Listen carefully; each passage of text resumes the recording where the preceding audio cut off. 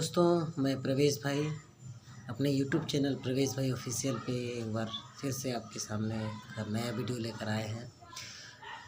आज पूरे भारत में होली लोग मना रहे हैं, एक दूसरे को रंग लगा रहे हैं, अच्छे अच्छे पकवान बना रहे हैं, नए नए कपड़े पहन रहे हैं, हर्ष और उल्लास के साथ होली मना रहे हैं।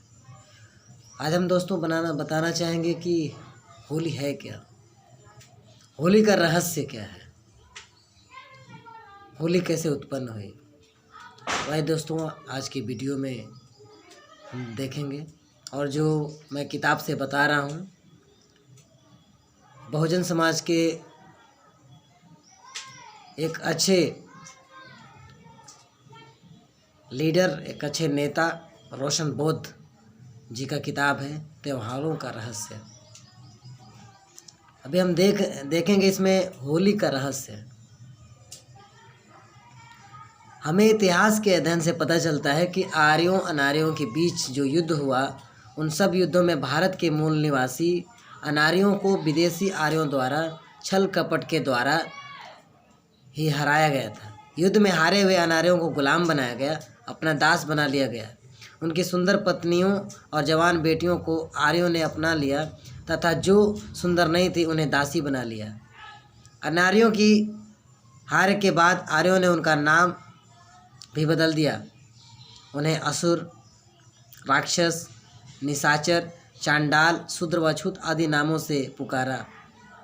वर्तमान में इन्हीं अनार्यों को दलित, पिछड़ा, आदिवासी अथवा बहुजन आदि नामों से जाना जाता है।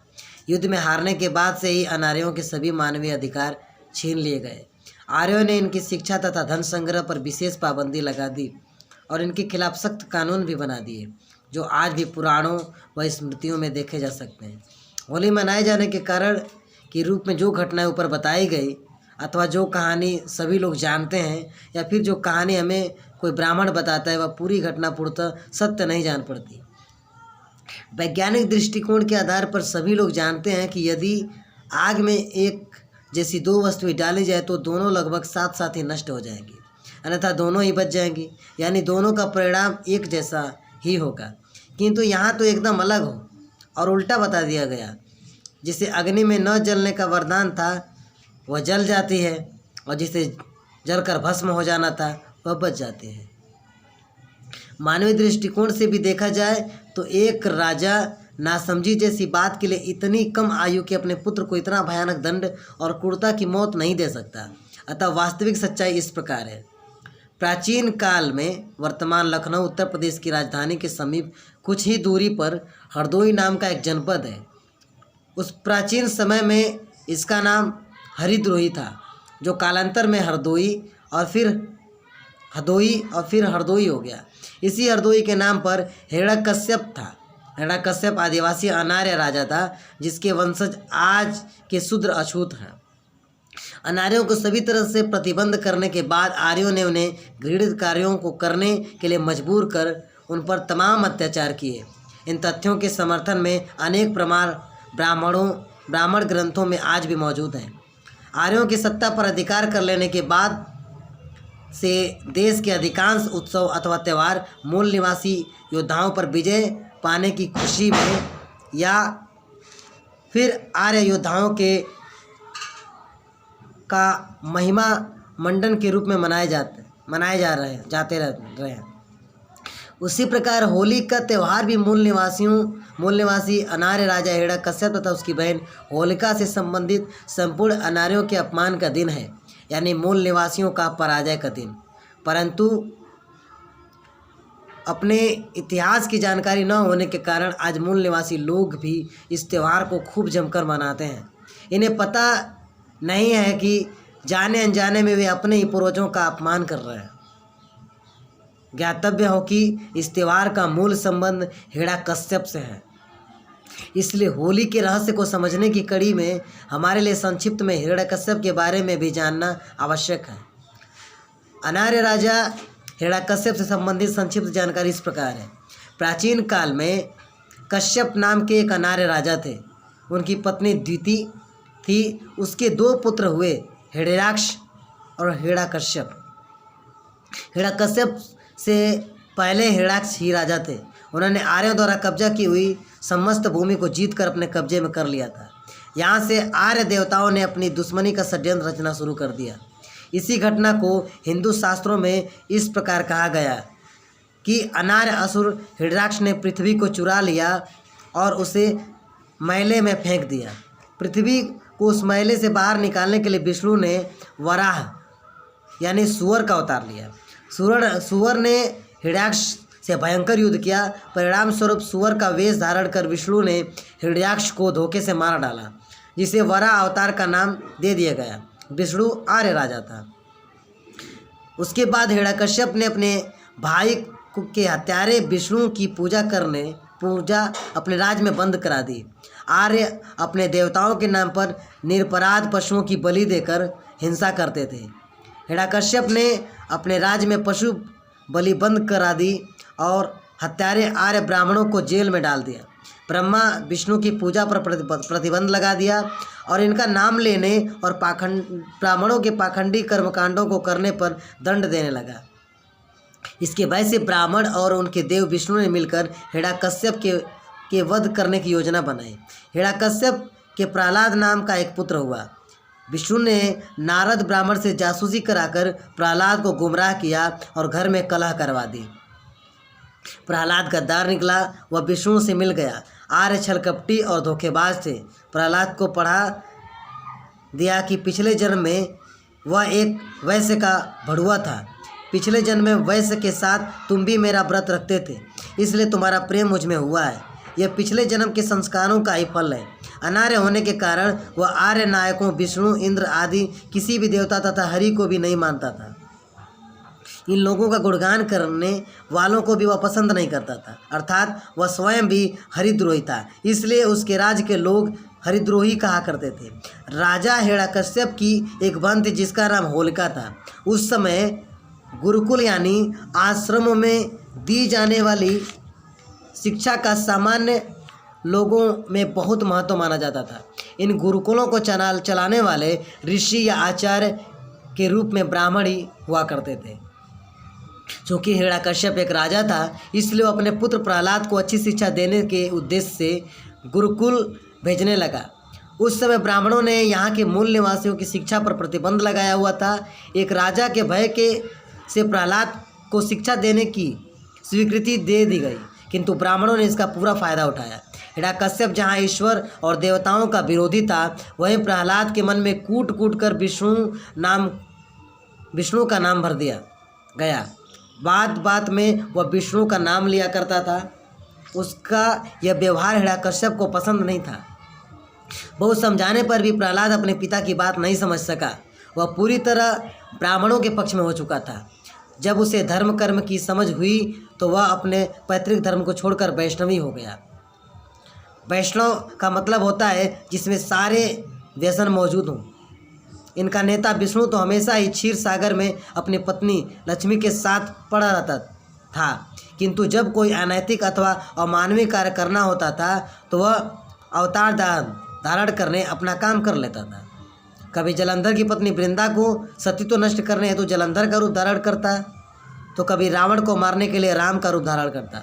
इतना ही नहीं, ब्राह्मणों का हित करने के लिए देवता से जानवर भी बन जाता है, जैसे मछली, कछुआ, सिंह और सुअर आदि भी। कभी बौना बनकर उसने मूल निवासी राजा बलि को छला, तो कभी समुद्र मंथन से प्राप्त अमृत को बांटने के लिए मोहिनी स्त्री का रूप लेकर मूल निवासी असुरों को धोखा दिया। सभी अनैतिक और मूल निवासियों का हित करने वाले सारे काम विष्णु के द्वारा ही होते हैं, और हिरण्यकश्यप के वंश को उजाड़ने में भी विष्णु ने कोई कसर नहीं छोड़ी। प्रहलाद के वैष्णवी हो जाने की खबर पर जब हिरण्यकश्यप को मिली तो उसे बहुत क्रोध आया। पहले तो हिरण्यकश्यप ने प्रहलाद को समझाने का प्रयास किया, परंतु प्रहलाद दुर्व्यसनों में पड़कर पूरी तरह से आवारा हो चुका था। सुधार के तमाम प्रयास विफल हो जाने पर राजा ने उसे घर से निकाल दिया। राजा के विरोधियों के लिए यह एक अच्छा मौका था। उन्होंने जिसका पूरा फायदा उठाने के लिए प्रहलाद को अपने साथ मिला लिया। अब वह आवारा मंडली के साथ रहने लगा। उस समय ऋषि आश्रम में रहने वाले तपस्वी खुद शराब बनाते थे और जमकर पीते भी थे। उन सबके संपर्क में रहने के कारण प्रहलाद अव्वल नंबर का शराबी और नशाखोर बन गया, जिसे समझदार बाप की नालायक औलाद कहा जा सकता है। जैसा कि अक्सर देखा जाता है कि भतीजे के प्रति बुआ का प्रेम कुछ ज़्यादा ही होता है, ऐसा ही यहाँ भी हुआ।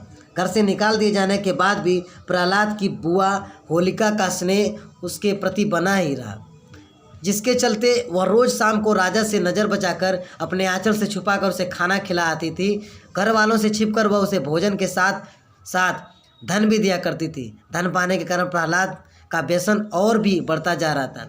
साथ ही उसके मन में अपने पिता के प्रति नफरत प्रबल रूप से भड़क चुकी थी। ऐसा करके वह अपने पिता को और भी नीचा दिखाना चाहता था। अब उसने आवारा लोगों की एक बहुत बड़ी मंडली बना ली थी, जिसका मुखिया विष्णु थे। फागुन महीने की पूर्णिमा थी। पहले से ही होलिका का विवाह तय हो चुका था। फागुन पूर्णिमा के दूसरे दिन ही होलिका की बारात आनी थी। पूर्णिमा के दिन होलिका व्रत रखी हुई थी, इसलिए नहा धोकर होलिका ने श्वेत वस्त्र धारण किए। उस रात भी वह हमेशा की तरह प्रहलाद को भोजन देने गई।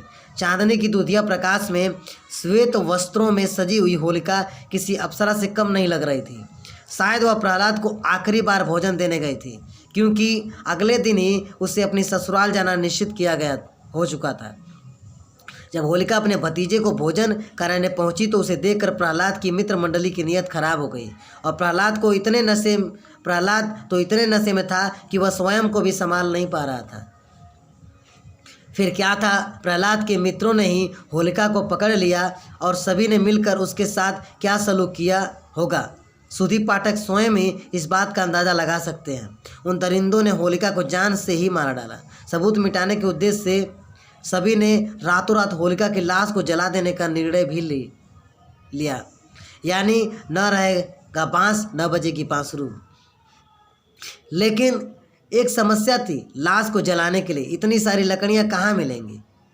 कुछ तो करना ही था। इसके लिए रात में जहाँ से जिस रूप में लकड़ी मिली, जैसे किसी की खाट, किसी की चौकी, किसी का छप्पर, किसी के उपले, किसी का ईंधन, जैसे कुछ भी मिला उसे ला कर लाश पर डालते चले गए और आग लगा दी।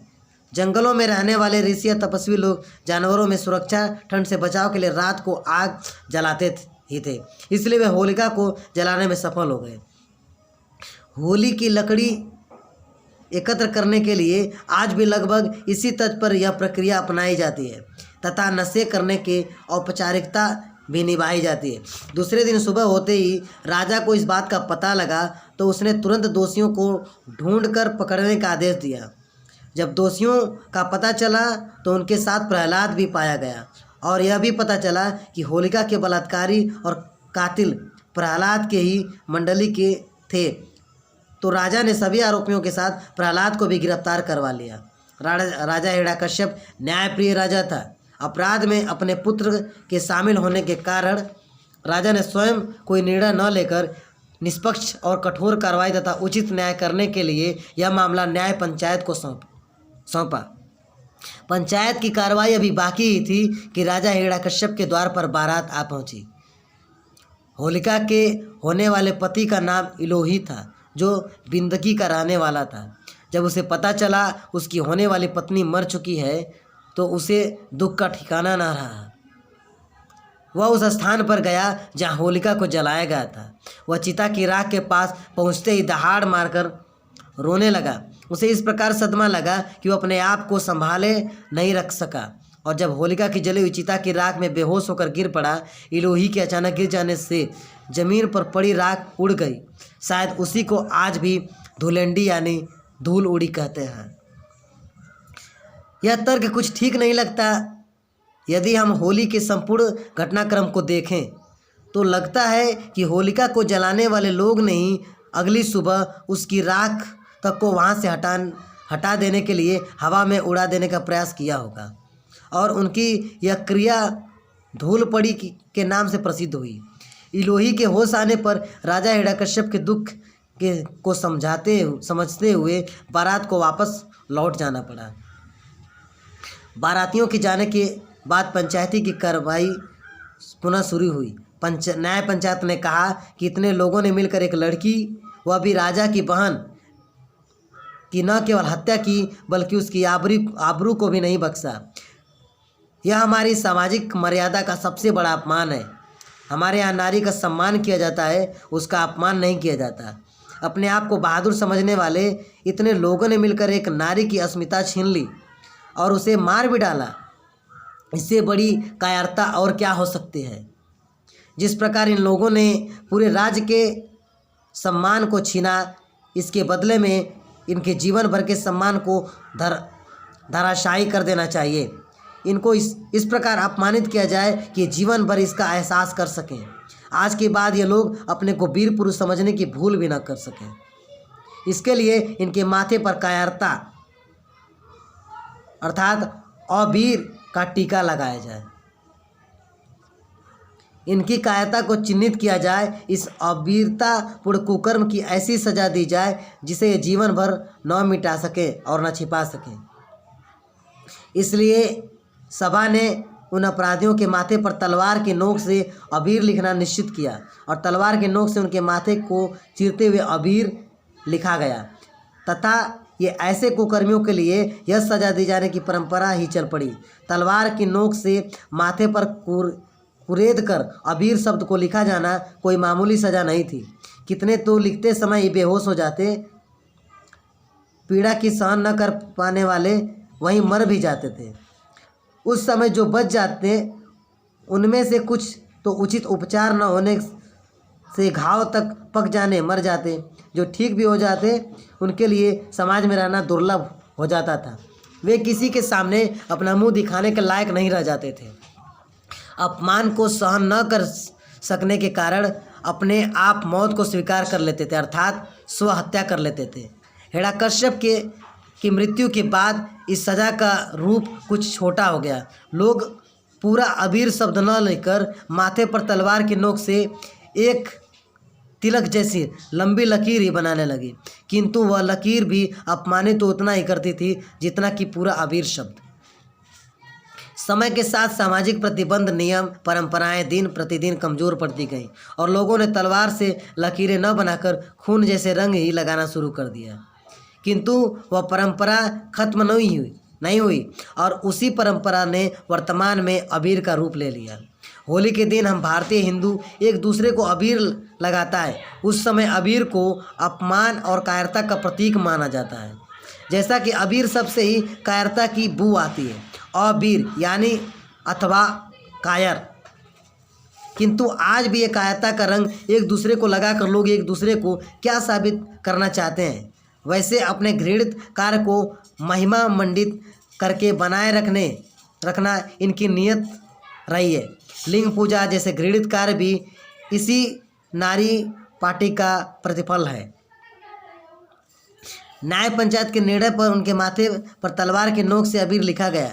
यहाँ राजा की समर्थक प्रजा के द्वारा उनकी अच्छी खासी पिटाई होना भी युक्त प्रतीत होता है, क्योंकि वहाँ उपस्थित क्रोधित प्रजा ने गुस्से में उन सभी का मुंह काला कर दिया।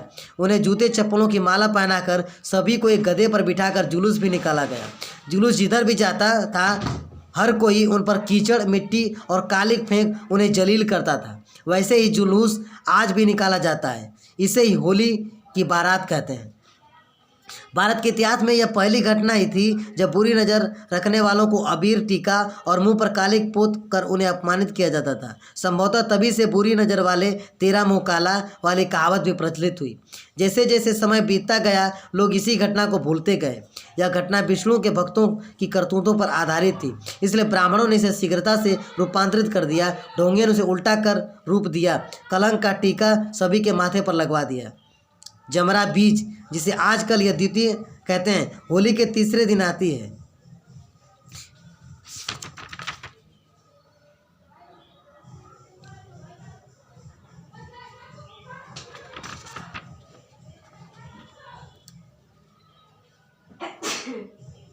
जमरा बीज, जिसे आजकल हम द्वितीय कहते हैं, होली के तीसरे दिन आती है। इस दिन कथित 3 उच्च वर्णीय जातियों को छोड़कर शेष सभी मूल भारतवासी जातियों की महिलाएं होलिका का उठावना करती हैं। उठावना वह क्रिया है जो शवदाह के तीसरे दिन संपन्न में की जाती है। इन क्रिया में मृतक की अस्थियों को चुना जाता है, उन्हें सुरक्षित रखा जाता है, राख को समेटकर नदी या सरोवर में प्रवाहित किया जाता है।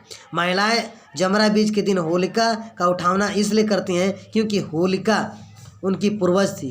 होली की तिथि क्रम से देखें तो होली के 1 महीने पहले रोपी जाती है, यानी होलिका के जीवन में यह विवाह जैसा कोई अवसर होगा जिसकी तैयारी 1 महीने भर पहले से की गई होगी। नृसिंह ने धोखे से उसे जला दिया होगा। असुर पक्ष ने उसके बचाव के लिए प्रयास किए होंगे। उसकी याद में पुरुष लोग जलती होली को उखाड़कर कुएं, नदी या तालाब के पानी में ठंडा करते हैं। महिलाएं लोटों में पानी भरकर आज भी होली ठंडी करती हैं। होली पर 12 दिन का शोक मनाया जाता है। 13वें दिन शोक समाप्ति के प्रतीक के रूप में रंग तेरस मनाते हैं। इस अवधि में जमरा बीज, शील, सप्तमी, दशमी आदि आती हैं। इनमें सबसे होलिका की याद ताज़ा की जाती है। बहन की इस प्रकार निर्मम हत्या और पुत्र की नालायकी ने हिरण्यकश्यप को मानसिक रूप से तोड़ दिया था। सदमे में से टूटते हुए हिरण्यकश्यप को देखकर आर्यों के सरदार विष्णु ने इस मौके का फायदा उठाने के लिए एक दिन षड्यंत्र रचा। अपने षड्यंत्र के तहत विष्णु एक ऐसा जानवर बना जिसके सिर तो शेर का था किंतु बाकी पूरा शरीर मनुष्य का था। प्रहलाद की सहायता से शेर बना अथवा शेर का मुखौटा लगाकर विष्णु हिरण्यकश्यप के घर में जा पहुंचा और धोखे से हाथों में बखनखा लगाकर हिरण्यकश्यप को भी मारने में सफल हुआ। विष्णु के इस कुकृत्य को नरसिंह अवतार नाम दिया गया, जबकि नरसिंह अवतार की कहानी महाशूद्रों के विद्रोही को रोकने की नीयत से गढ़ी गई, जो मनगढ़ंत है। नरसिंह तो एक बहुत गौरवशाली नाम है पाली साहित्य में, जिसे भगवान तथागत सम्यक संबंध के लिए प्रयोग किया जाता है। बौद्धों की मानसिक पुस्तिका बौद्धचर्या प्रकाश में नरसिंह गाथा विद्यमान के है, जिसके माध्यम से भगवान बुद्ध की नरसिंह अर्थात मानव जाति के महानायक के रूप में प्रस्तुत की जाती है। इसी महान शब्द के अर्थ का अनर्थ करने के लिए यहाँ पर नरसिंह शब्द को बलात् घसीटा गया।